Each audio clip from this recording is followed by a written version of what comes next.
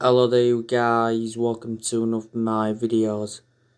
Manchester United will chase Rafael Varane in the summer. We hope to lower Real Madrid's 60 million asking price.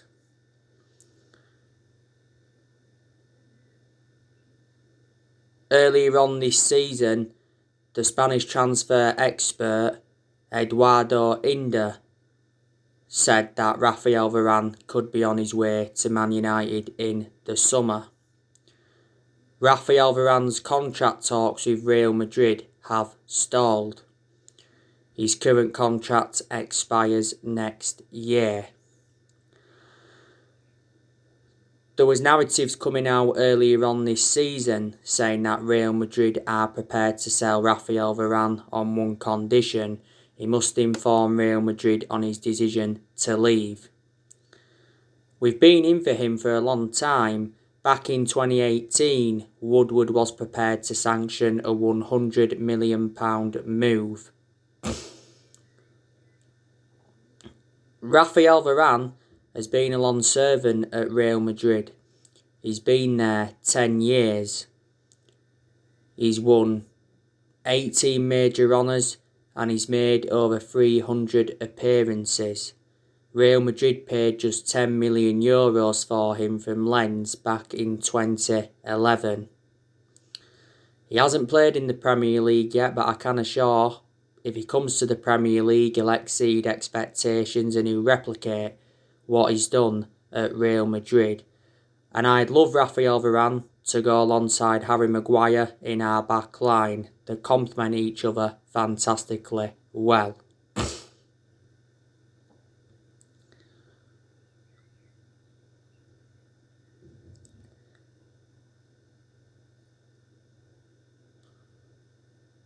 Now, who should replace Edinson Cavani if he leaves Manchester United? Now, there's a few strikers we've been looking at. Now, Harry Kane, we've been linked with him for a long time. Recent reports have said that PSG are set to beat Manchester United and Man City to the signing of Harry Kane. Harry Kane said he wants to leave Tottenham at the end of the season if they fail to qualify for the Champions League. Now, earlier on this season, it said that Harry Kane had dealt Tottenham a major blow because he refused to commit his future to the club. And it said he's delaying his transfer decision until after the Euros. Daniel Levy, who's the Tottenham chairman, he said earlier on this season that he made his transfer decision on Harry Kane, and he says Tottenham will not sell Harry Kane to another Premier League club. We're going to have to make an offer of around 120 million to convince Tottenham to offload him. I'd certainly take Harry Kane at Manchester United because he is regarded as one of the best strikers in the world. He's a prolific goal scorer and he's well proven in the Premier League, and he would assure us goals.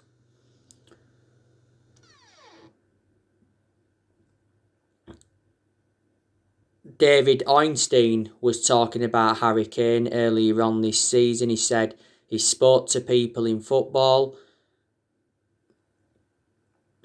He said that Harry Kane wants to leave because he's unhappy. He said he's committed to Tottenham whilst he's there, but he wants to win the biggest trophies. And he's not experiencing this at Tottenham. But Harry Kane has won the Golden Boot a couple of times. Kane has been a very long-serving player at Tottenham. He's been there 17 years.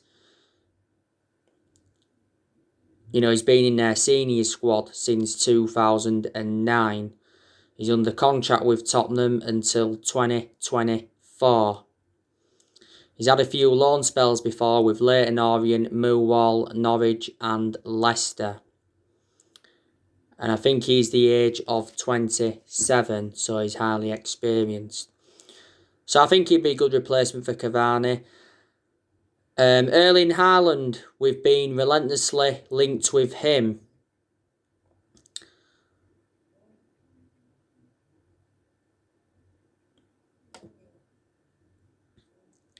Now, the Express recently said that we are worried about the Erling Haaland transfer pursuit because of Jadon Sancho. The Athletic recently said that we're one of the clubs that can afford Haaland, but it said Erling Haaland to Man United is off following Mino Raiola's roadshow the other week. Erling Haaland's father, Alf Hinch Haaland, and his agent Mino Raiola have already been to England for talks with several Premier League clubs. They've also held talks with Barcelona and Real Madrid.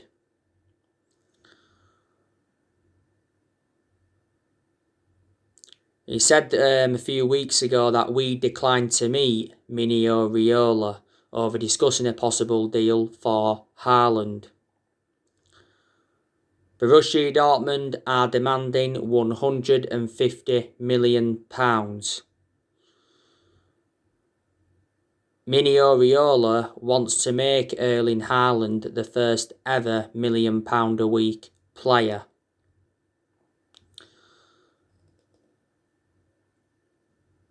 I'd take Haaland at Manchester United. Main explanations is because he's young, he's got a lot of development in him, he would assure us goals, and plus he knows Ole Gunnar Solskjaer really well. You know, Solskjaer gave Erling Haaland his debut at just the age of 16 at Mulder. So it would be good to see Solskjaer reunite with the player. He said a few weeks ago that Solskjaer kept calling Haaland to persuade him to join Manchester United, because earlier on this season Solskjaer said he was following Erling Haaland's progress and he was keeping in touch with Erling Haaland. Back in December 2019, Solskjaer and Woodward went to Norway to meet up with Haaland to negotiate a possible move to Man United. Solskjaer did mention in his press conference prior to the Brighton game that he played down talks of Man United chasing Haaland, and he said Haaland will make his own mind up.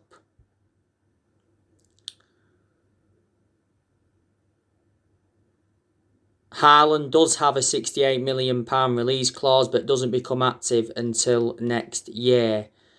Alf Hinch Haaland has spoken about his son's career and his prospects, and he's spoken about his son's transfer links to Man United before. Erling Haaland has been at Dortmund over the year. He's under contract with them till 2024 and Dortmund paid just £17 million for him. Now, Dominic Calvert-Lewin, do you think he'd be a good replacement for Edinson Cavani? We've been in for him before. He's proven in the Premier League. His performances for Everton have been very, very good. I think when went in for him a while ago, Everton were demanding like £80 million. Raul Jimenez from Wolves, you know, would you take him at Manchester United?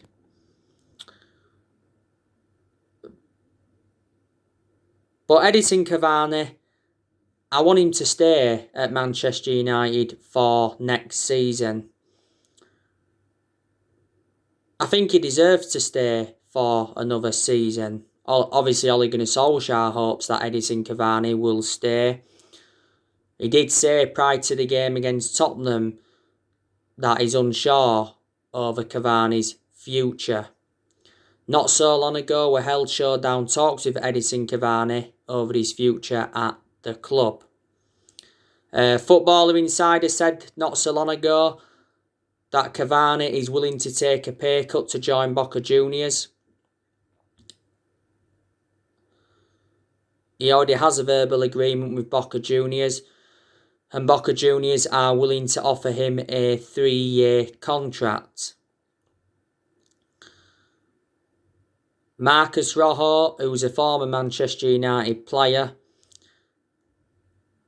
He's held conversations with Cavani over the move to Boca Juniors and recently urged Edinson Cavani to quit Man United for Boca Juniors. He's promised to take him fishing.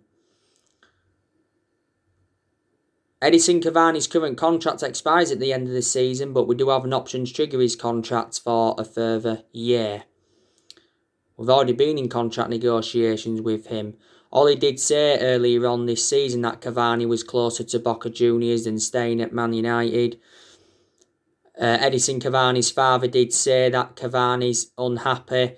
He wants to leave and he's not comfortable in England. And reports from Argentina said prior to that Cavani's decided to leave Man United after one season. But I think he's made a very good impact since he's come in. His hold-up play has been good. He's scored good goals, he's created chances, and his movement in and out of the box has been good. Cavani was exceptional against Tottenham recently. Obviously scored a very good diving header, played a part in Fred's equaliser, and he did have a disallowed goal. We got him on a free transfer, didn't we, last summer? He signed a 1-year contract with an option of a second year. But Cavani has got a very good pedigree behind him because he was at PSG for a while.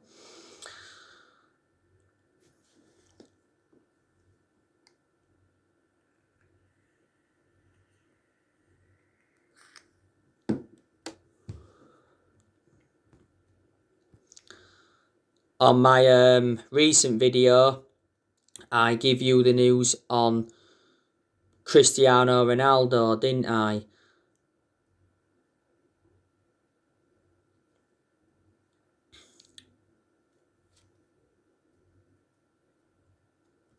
Reports from Italy have said that Man United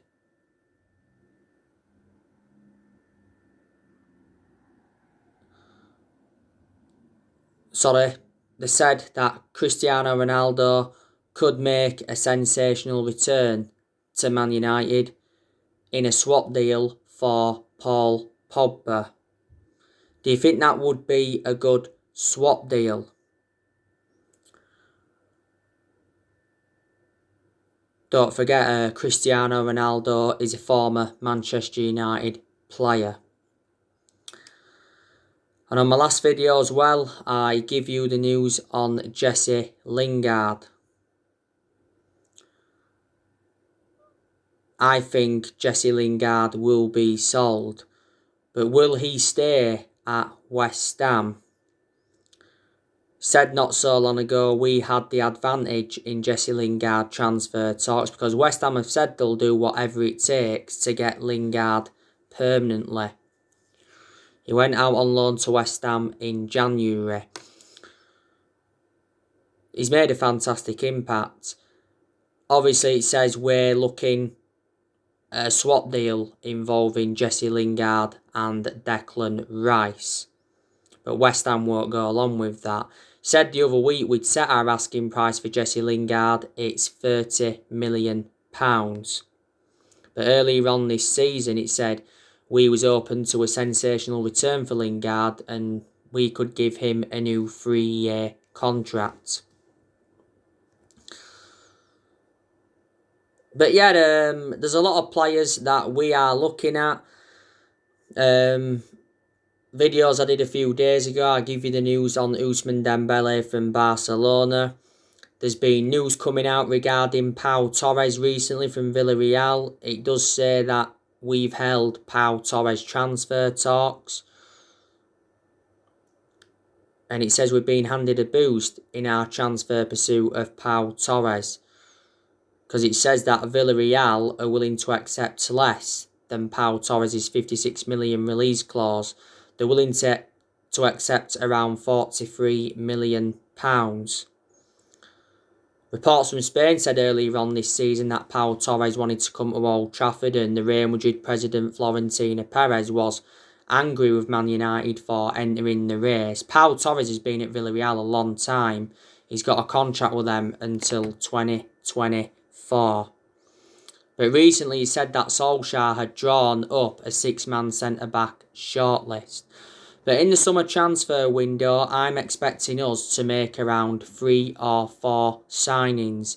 And I've already identified the areas where Manchester United need to strengthen up.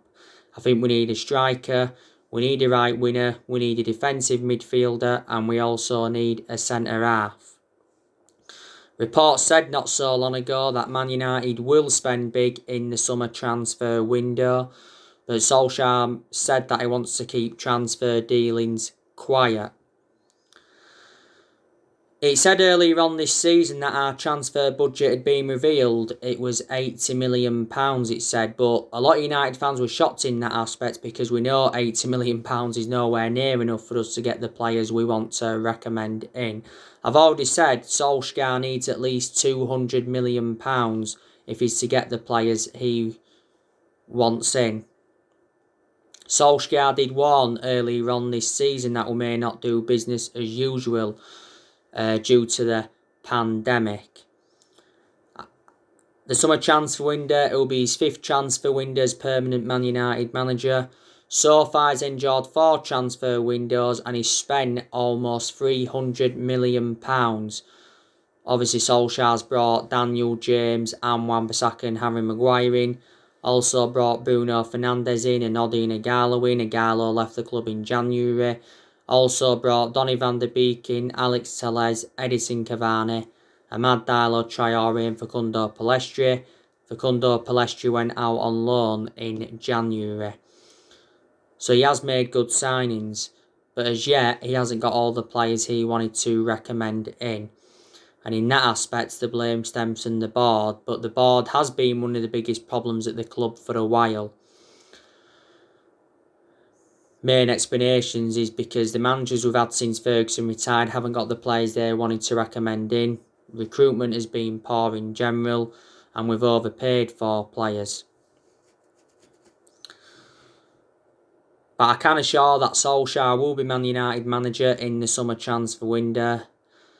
And he'll be Man United manager next season because we have said that Solskjaer will not be sacked even if we fail to win the Europa League. The Europa League is our only chance of any silverware this season. Solskjaer's not yet won a trophy as Man United manager and he knows how imperative it is to get his first trophy on the board. We haven't won a trophy since 2017, so we don't win the Europa League this season. That'll be exactly 4 years without a trophy, and that's nowhere near good enough to our standards. But I think we've got a very good chance of winning the Europa League. I can assure we'll finish in the top 4 in the league. I think second place is secure now, reflecting on that 3-1 win against Tottenham recently. A second place finish isn't good enough without the Europa League. If we win the Europa League as well as get second, I think that'll represent a good season for us then. That'll give us something to build on going on into next season.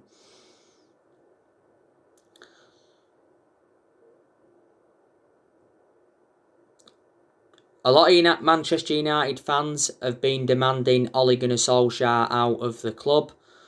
Obviously, they've got main explanations why they want him out. But obviously, there's still some Man United fans that are Ole in and believe that he needs more time at the club. You know, next season will be his 3rd full season because this is his 2nd full season at the moment.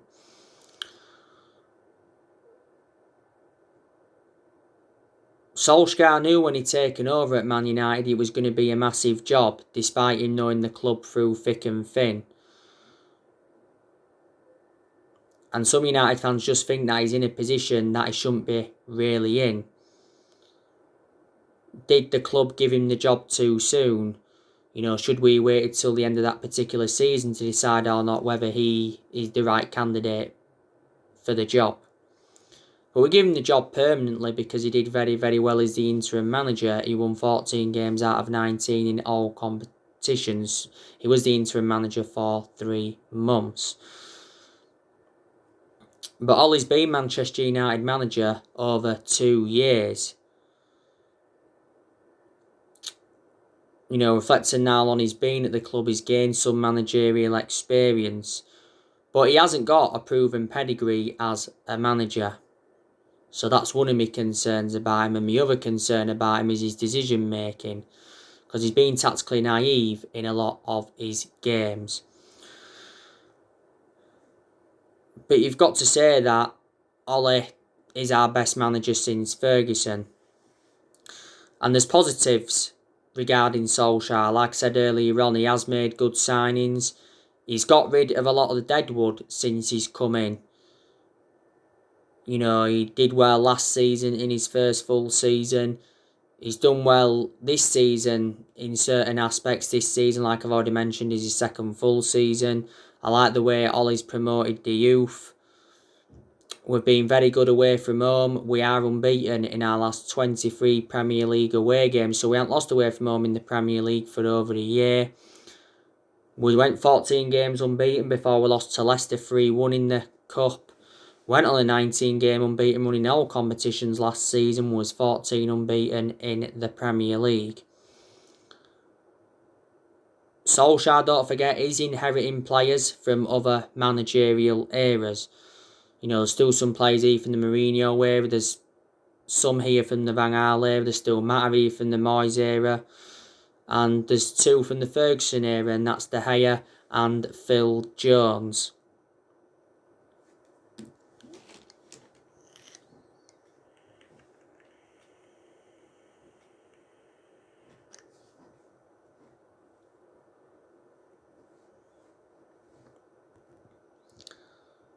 But in the last 8 years, you know, Man United have been playing catch-up. No doubt about it.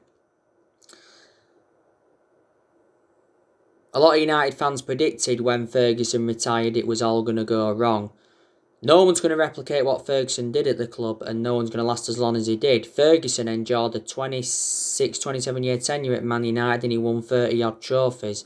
So obviously he brought success to the club, but he didn't settle in straight away because he didn't win out in his first 4 years at Man United. But we've sacked 3 managers since Ferguson. We sacked David Moyes after 10 months. We sacked Louis van Gaal after 2 years, despite him winning the FA Cup. And we sacked Mourinho after, 2.5 years. He won the Europa League, the League Cup and the Community Shield at Man United. Also got second. I think that was in his first season. So you could say Mourinho enjoyed one good season at Man United.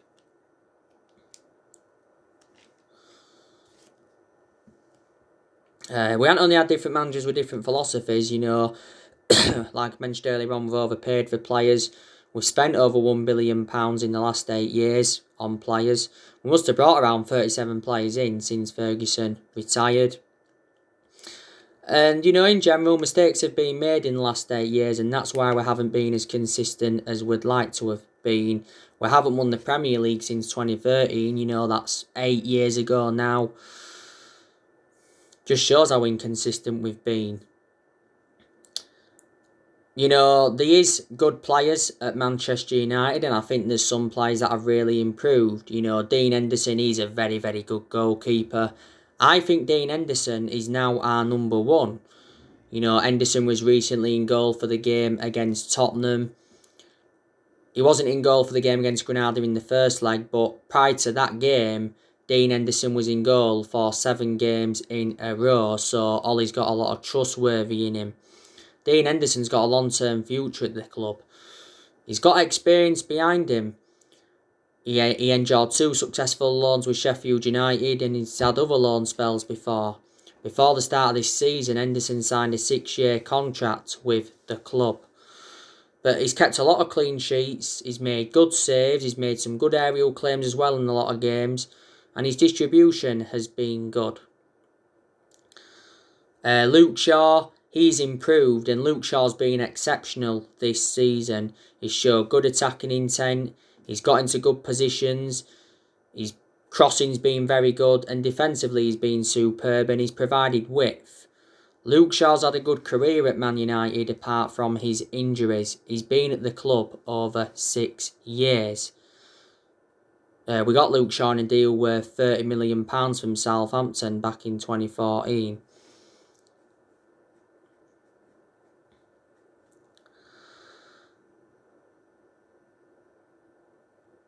Harry Maguire, I've got to say, he has actually improved.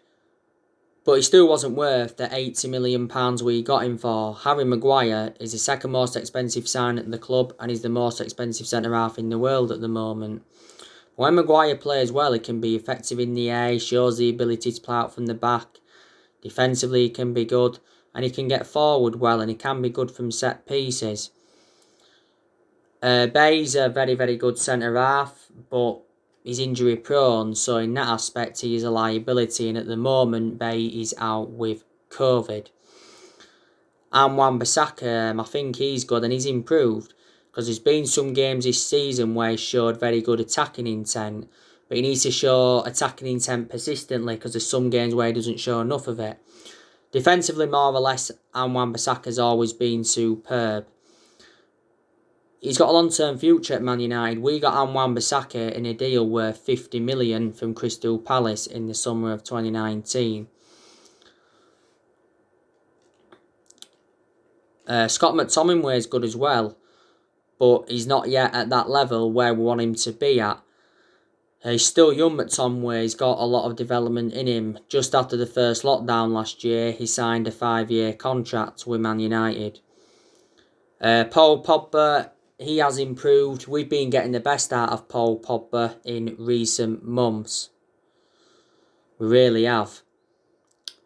I prefer Paul Pogba in more of an advanced role, because that's where he's more effective. He was playing in an advanced role against Tottenham recently. I'm not too keen on him in a deeper role. Don't forget, Paul Pogba did have a thigh injury for a while. He had an ankle injury at the first part of this season and he was out for the vast majority of last season with an ankle injury. So he's sustained a few injuries now at Man United. Pogba could leave Man United in the summer transfer window, but there again he could stay potentially past the summer. He has had a long-running transfer saga. You know, he's been relentlessly linked to a return to Juventus. PSG have been in for him, Real Madrid have been in for him, and Barcelona have been in for him. Recently said there's 4 Barcelona players Man United may accept in a Paul Pogba swap deal. Ollie said not so long ago that Pogba's future lies at Old Trafford and he hopes he'll stay and sign a new contract. We had been in contract negotiations with him and our players will be devastated if the club decide to sell Pogba. Obviously, we know that Mini Oriola, his agent's been desperate to get his client out of the football club. Donny van der Beek, he's a good player, but for me, he doesn't get enough opportunities at Manchester United. So, this is the reason, like I've said before, we should get rid of him in the summer transfer window. We are actually considering a Donny van der Beek swap deal. There's been talks of a Donny van der Beek and Adrian Rabiot swap deal, hasn't there? Bruno Fernandes, he's been exceptional most of the time since he came in, because in most of Bruno Fernandes' games he's been very consistent, but there again there's been a few games where he has looked off the pace. But to be honest with you, we have overplayed Bruno Fernandes, we really have. But earlier on this season he denied that he needed a rest because he said he came to Manchester to win trophies. Mason Greenwood's done really well. He's been fantastic since he broke into our first team squad. Greenwood scored recently in the 3-1 win against Tottenham. Sometimes we play him centrally, sometimes we play him on the right wing. And Cavani's made an impact since he's come in. And Amad Diallo Traore, he looks a good asset for the first team squad. And like I've said, there's a lot of players that will stay potentially past the summer. And I reckon there's quite a few players that have got long-term futures at Man United. But there's also quite a few players we're going to offload in the summer transfer window. You know, there's a good chance Cavani's going to leave. A lot of United fans are saying that we need to sell Anthony Martial. Juan Mata, I think we need to offload him because he doesn't get in our 11. Offload Van der Beek. Offload Matic because Matic isn't one of our first choice midfielders. Should we offload Tellez because Alex Tellez has not been given enough opportunities? I'd say offload Jones because he doesn't get an R11 and he's been out of injury for over a year. Axel Tuanzebe, offload him as well because he's another player that don't get an R11. I'd say offload Romero. And I'd probably say sell De Gea in the summer transfer window because I reckon now that he's had his years at Manchester United. So anyway guys, I'll be back on with more videos tomorrow. Drop your comments, likes below on the channel. If you do, consider subscribe as always, and take care. God bless. See you all again very, very soon. Thanks for watching.